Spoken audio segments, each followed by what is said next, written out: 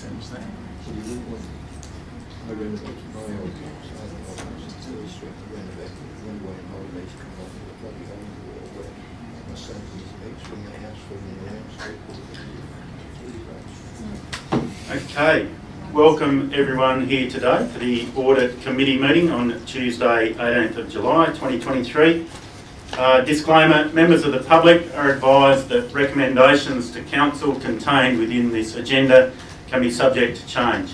Applicants and other interested parties should refrain from taking any action until written advice is received confirming Council's decision with respect to any particular issue.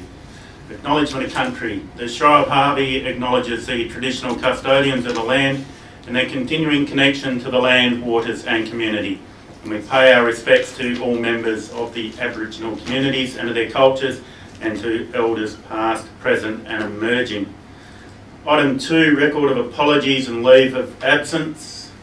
We have a leave of absence from Councillor Bromman and apologies from Councillor Crispin. Item 3, declarations of members and officers' personal interest. Are there any declarations at all? Nil? Item 4, response to previous questions taken on notice is nil. Public question time is nil. Item 6, petitions, deputations, presentations and submissions is nil. Item 7, confirmation of minutes. So we have a recommendation that the minutes of the Audit Committee meeting held on Tuesday 21st of March 2023 as attached be confirmed as a true and correct record. Move Councillor Lovett. Second, Councillor Dickinson. Any questions or queries, councillors? Okay, I'll put the motion. Is anyone against the motion? The motion is carried.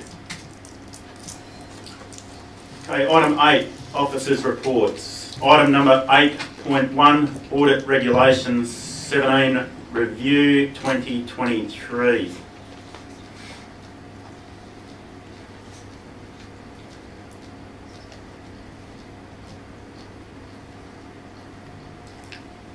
There's an officer recommendation on page 11.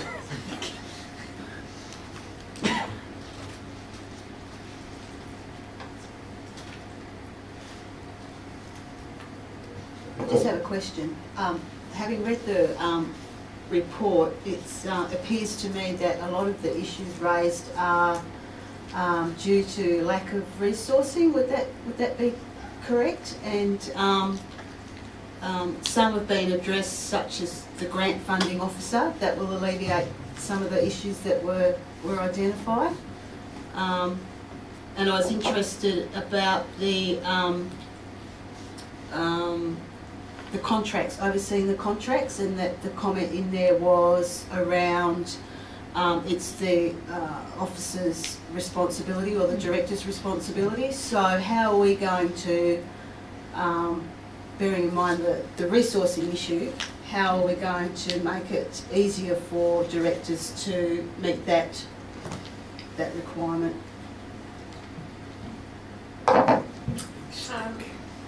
Through the chair, so as in the report, at the moment we sort of have a decentralised contract management system at the Shire. That being said, we do maintain a contract register within our record keeping system, which alerts us to up and coming renewals, insurance issues, getting certificates and that sort of thing. So whilst it sort of paints a picture that contract management isn't centralised at all, that's not entirely correct. But from the start of the procurement phase all the way through to contract management phase is managed by managers and directors depending on their purchasing authority. We have put in place a procurement officer, which was a recommendation from the last audit committee, and that will commence in starting to get our processes and procedures in place to mitigate issues in the procurement phase. When we get to the contract management phase, we're a little bit better resourced in that area. Moving forward, it is something we want to look at, and I suppose it might just be a little bit premature at the moment to look at doing that in a central way. We have got a retainer with a law firm to go over all contracts now, so prior to execution, and then if there are any issues that come up after that, and that retainer will also be used for our major construction projects as well. So we have put systems in place to mitigate our risks where we can, but ideally, as the Shire grows, having someone dedicated in the contract management space would be appropriate, I think.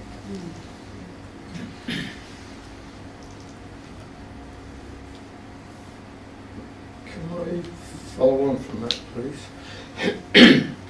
Having watched Four Corners last night and the problems with the building industry and large sums of money being paid to builders, the principals, and them going broke and the subcontractors don't get paid, and that's happened to us just recently in Yarloop, and we've got quite other large projects coming up. I guess Brunswick River Cottage is next one to kick off, will probably be in the $5 million range, thereabouts, give and take. Are we in a position to be able to isolate monies so that the subcontractors, if they went broke, could get paid, or is that early days yet in putting those sorts of things together? Through the chair, we have looked into that in great detail with McLeod's, who are our retainer, lawyers and retainer for procurement. It was suggested to us that it was a little bit prohibitive in terms of our tendering processes and for contracts of what they deem to be quite low in value to put systems in place such as project bank accounts. Once we get up to contracts and the sort of boundary was around the $20 million mark is when you start moving towards project bank accounts so that you can pay subcontractors in that way. So yeah, the advice at the moment is not to do that for projects around the $5 million mark, but to look at that in the future should we need to. So, I understand what you've said, so we will have processes in place to monitor though where our payments are going. You pay the principal and perhaps somehow ask the subbies, I'm not sure how you would do that.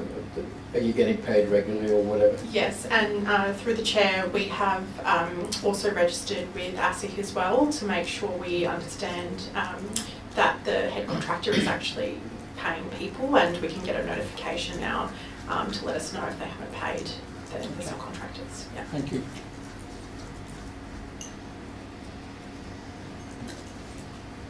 Okay, any other questions or queries? Have a mover for the officer recommendation? Councillor Dickinson, seconder. Councillor Campbell. There's no more discussion. I'll put the motion. Is anyone against the motion? The motion is carried. Item number 8.2, Strategic Risk Register Quarterly Report, Q4 2022 to 2023.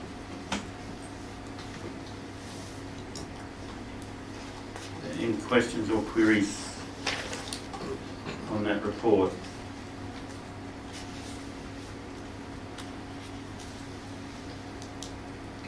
There is just a little typo, but the staff are aware of that, so they'll fix that one up.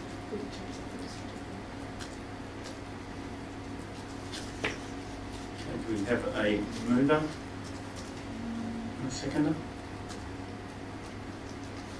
Councillor Lovett, Councillor Dickinson. I'll put the motion. Is anyone against the motion? The motion is carried.